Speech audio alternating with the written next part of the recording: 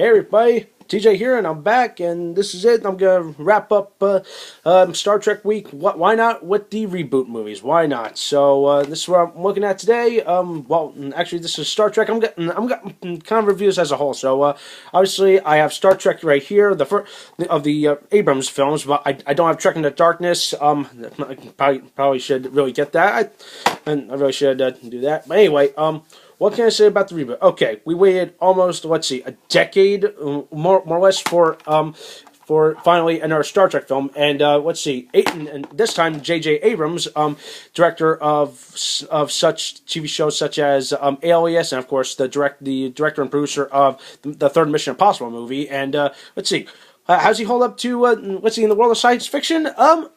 He did a pretty darn good job, actually. I thought, actually, it was pretty just action packed. The cast was pretty darn good. I mean, let's see, what can I say about the cast?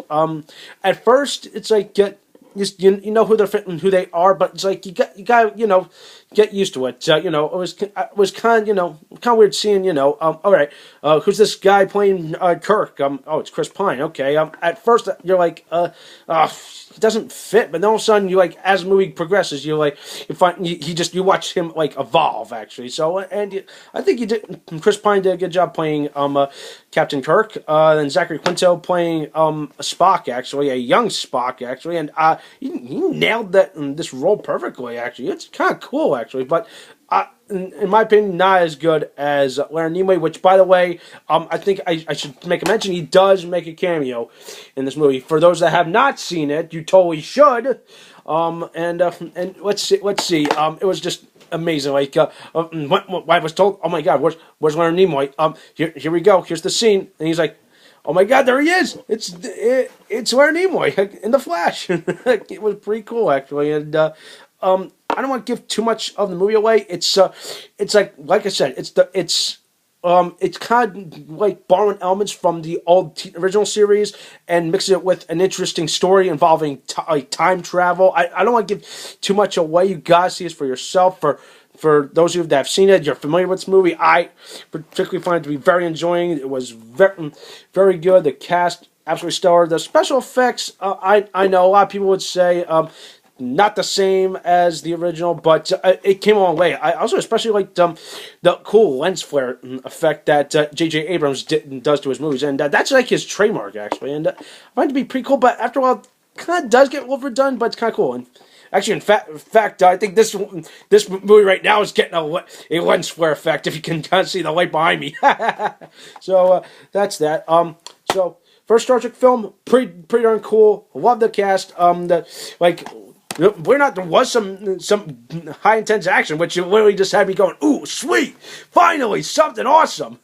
And then let's see. As for Into Darkness, I had mixed feelings when seeing it, but after seeing the movie, I was like, wow, awesome. But the one thing that I think would kind of tick everyone off about Trek Into Darkness was it was like almost a Wrath of Khan clone, obviously, because the villain was Khan, played by Benedict Cumberbatch, and by the way, Benedict Cumberbatch did an amazing job playing Khan, actually.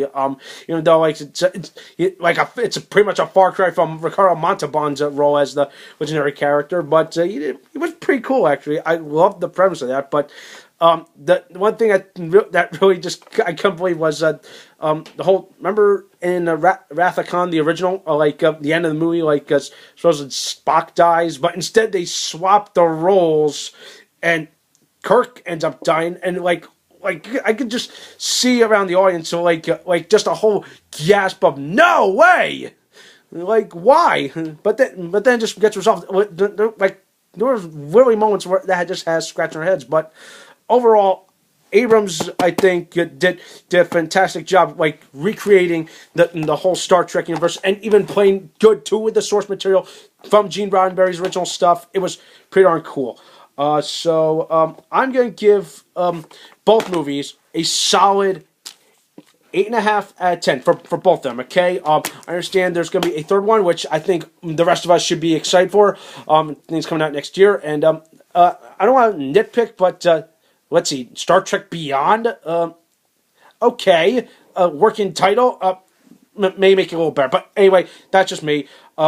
That does it for Star Trek. Let's see. It was pretty cool seeing Leonard Nimoy make a cameo in this movie. It was good. But I really wish they. I didn't think they brought him back in the sequel. I really don't remember. I need to rewatch it again. But I really appreciated the movies. They were pretty cool. JJ Abrams, fantastic job. I hope he does a good job too with the upcoming Star Wars movie at the end of the year. So I'm excited for that as well. So yeah. So I'm in between. Okay, like I said, I'm a little bit of a Trek and a Star Wars fan. Okay, so I like sci-fi in general. So none of my gripes. Star Trek, amazing films. Okay, love them, hate them. Do what you want, okay? I'd say watch them, okay? Love them, whatever, okay? So that does for this week. Thank you for joining me so much. Keep it tuned here for some more videos. Take care.